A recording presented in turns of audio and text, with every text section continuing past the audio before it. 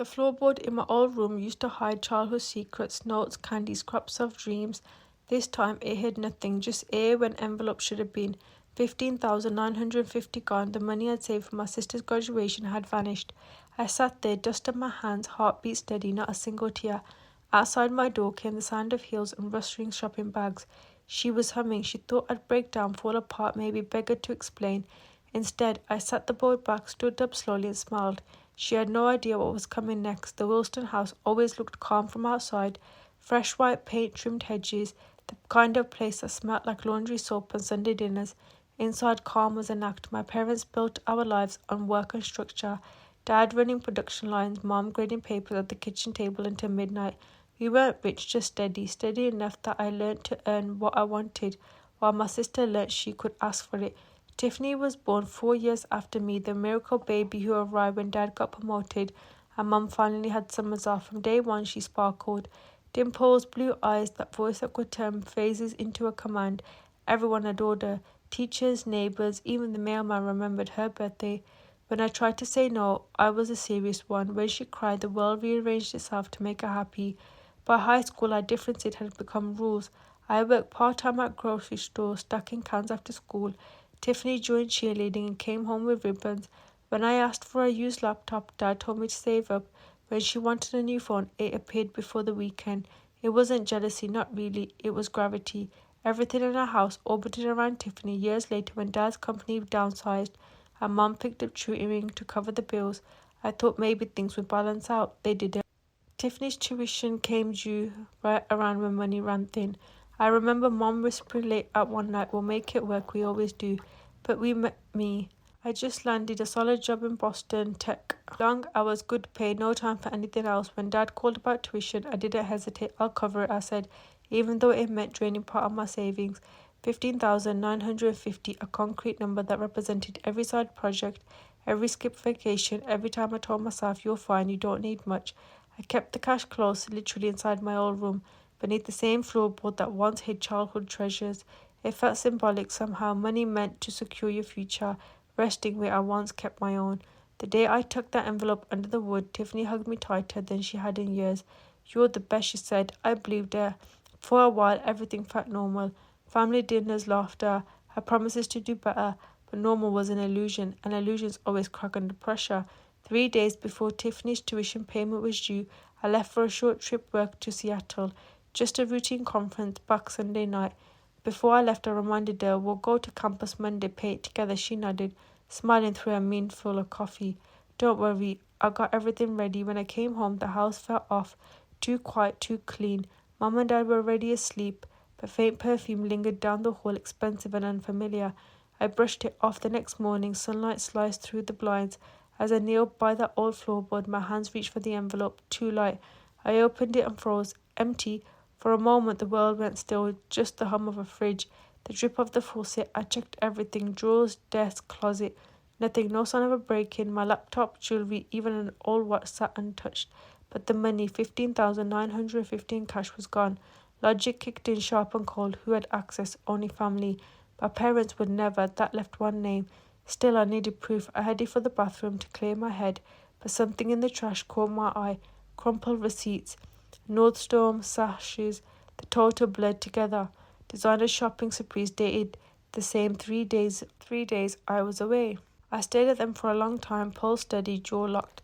Then I pulled out my phone, opened Instagram. Tiffany had blocked me years ago, but she had forgotten about a second account I used to check on her when she first left for college. Her latest post hit like a punch. A photo of a shopping bag spread across her bed. A caption, "Treating my girls to the best weekend ever." Another clip, her laughing in a restaurant, flashing a brand new gold watch, the kind that cost more than rent. That's when my phone buzzed. A text from Jackson, my old roommate. "Dude, saw your sister at Mel. Girl was spending like crazy. Did she hit the lottery?" I stared at the message until the anger started to settle into something else. Clarity. I found a folded slip still inside the envelope, half tucked to the corner. A bank deposit receipt for 19,000. Her name, her signature. She stole from me again, not just money, but trust. And yet, instead of exploding, I felt calm. The kind of calm that means the decision's already been made.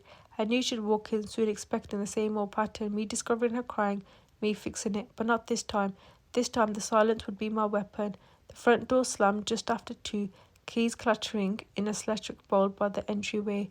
Then came the sound I'd been waiting for, shopping bags brushing against each other, the rhythm of someone who thought they'd gotten away with it. Tiffany appeared in the doorway, cheeks flushed, hair glossy, dressed like she walked out of a boutique ad. 4 designer bags dangled from her wrists. The gold watch on her arm glistened in the sunlight.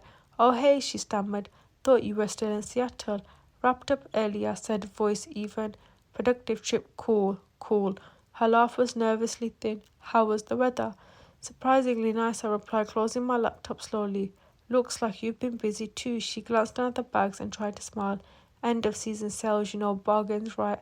I said softly, "Some impressive bargains." I picked up one of the receipts I'd kept soothing in on the table. "I didn't know Gucci did 70% off." Her face went pale. "You went through my stuff, bathroom trash," I corrected. "Shared space." She dropped the bags on the floor, hands trembling just slightly. "Okay, so I took it. I was gonna pay you back." "You make good money, Sarah. It's not like you'll miss it." A little, I tilted my head. The envelope was empty. Her voice rose. "You're overreacting. I just wanted to feel normal for once. Everyone at school has nice things. I'm tired of being the poor one."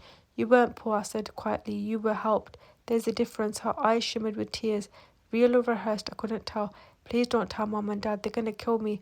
I'll return everything, I swear. Just give me time." I let the silence stretch. No yelling, no threats, just the weight of what she had done hanging between us. "Tiffany," I finally said, "Monday is the tuition deadline. Dad's expecting confirmation that the payment went through." She blinked. You're not paying it again, no?" Her voice cracked. "You can't be serious." "For once," I said, "I am." The room went still. Then she burst into a mix of pleading and anger, every emotion she'd ever used to manipulate her way out of trouble. I just stood there watching it burn out. When she finally ran out of words, she looked small. "You always fix everything," she whispered. "Not anymore." I turned away, letting her tears fall beside her. In the quiet that followed, something inside me shifted. Not satisfaction, not yet, but resolve. This wasn't revenge. This was the first real boundary I'd ever drawn, and the first one she'd ever had to face. Sunday morning felt too calm for what was coming. The house smelled like coffee and eggs, sunlight cutting across the kitchen tile. Dad scrolled his tablet, Mom hummed softly, and Tiffany sat across from me, quiet, pretending everything was fine. "Big day tomorrow," Dad said. "We'll go to campus and pay tuition." "Right," she murmured, eyes down. Then the landline rang. Dad handed it to Mom, smiling until his face changed. "Overdue since Friday." His tone harshened. "No, my daughter, my son," they said. "Monday." A pause, a late fee. "Withdraw is not paid today." He hung up slowly. The air thickened. "What happened to the 15,950 for your tuition?" Tiffany froze. What are they saying?" Dad's voice cut sharp. "Answer me." Her eyes darted to me, pleading. I didn't move. "The money's gone," I said. Mom blinked. "Gone? What do you mean?" "I left it in my room before Seattle. When I checked yesterday, empty." Dad turned to Tiffany. "Tell me it wasn't you." She hesitated, voice breaking. "I borrowed some. I was going to put it back." "How much is some?" She swallowed all of it. Silence slammed down. Mom's hands trembling. Dad leaned forward. "You stole tuition money your sister saved for you and spent it." "I didn't mean to. I just wanted to feel normal. Everyone has things." "Not at the cost of your family," Mom whispered. I slid the receipts across the table. Designer stores, expensive dinners, all dated while I was gone. "You didn't just spend, you flaunted it." Tiffany's voice shook. I was ashamed. I hate being the one who fits. Dad's anger cracked into disappointment. "You didn't fix insecurity with theft." She broke down, sobbing. "Please don't tell them. Don't call the school. I'll fix it." I stood up, then started. "Call them." Her head jerked. "Now." Her hands trembled as she dialed high. "This is Tiffany Wilson. I can't make my tuition payment." "Yes, I understand." Her tears fell fast. "I'll withdraw this term." Then she hung up. She whispered, "They said I'll be removed from classes if it's not paid by the end of the day." Dad nodded. "Then that's what happens. You'll work and pay it back," she gasped. "You're really going to let me fail?" "Yes," I said, "because saving you hasn't helped." For a long time, she just cried. Then Dad quietly said, "Everything you bought, return it." "What you can't sell, I will," she whispered. "Say it." I said, "Not I will." "Say what you did." Tiffany lifted her head. "I stole from you. I lied. I'm sorry."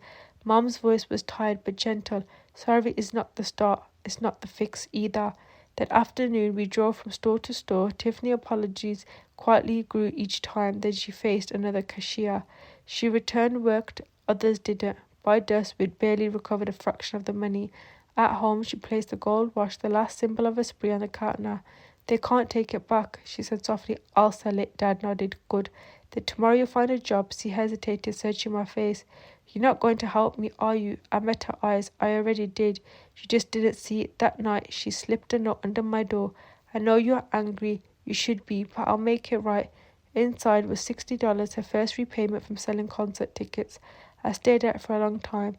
The kind of quiet anger that is burnt down to truth. For once, I didn't feel like the fixer. I felt like the witness down the hall. I heard her cry a real roar, and for the first time, I didn't go to comfort her. I let the silence do what words never could, because this wasn't cruelty. It was the only way she ever learnt what love without rescue really looked like. 4 weeks later, the house sounded different. No slammed doors, no late whispers about missing tuition, just the roar of the coffee machine at 5 o'clock in the morning, and Tiffany's footsteps heading out before sunrise. She landed a job at a cafe downtown, the kind of place where every order was scribbled on paper cups and tips were earned one smile at a time. The first night she came home with the uniform smelling like espresso and sugar syrup. She didn't complain. She dropped 62 in tips onto the kitchen counter and said, "It's not much, but I'll be honest." Dad nodded. Mom just smiled weakly, proud and broken at the same time.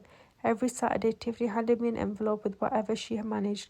Sometimes 100, sometimes less. I didn't count it in front of her. I just thanked her and wrote the total on a note pinned to the fridge. The number grew slowly, but it grew. We started family therapy in October. Dr. Lambert office smelled like peppermint tea and old carpet. At first, everyone sat on opposite sides of the room, but week by week, words started finding their way across the space. Mom admitted she'd mistakenly protected Tiffany for loving her. Dad confessed he leaned on me too much to keep the family steady. And I admitted I liked being the fixer, but it made me useful until it didn't. Tiffany didn't say much that first month. She mostly listened. But one day she said quietly, "I never learnt how to be sorry without expecting someone to rescue me." In the silence, even Dr. Lambert just nodded, telling the truth hung there until it felt solid. By December, Tiffany had repaid nearly 6,000. The rest was taken time. But she was steady. She applied for readmission to the university for the spring semester, this time with her own budget plan and a part-time work schedule. One evening, she left a note under my door. Simple handwriting, no perfume, no hearts. "Thank you for letting me fall. You made me stand up." I stared at it for a long time. It wasn't revenge, it was restoration, and sometimes that felt better than winning. By spring, the rhythm in our family felt clean. Tiffany's morning belonged to the cafe, her afternoons to classes she paid for herself. Mom stopped hovering, Dad laughed again, and I finally stopped waiting for the next disaster.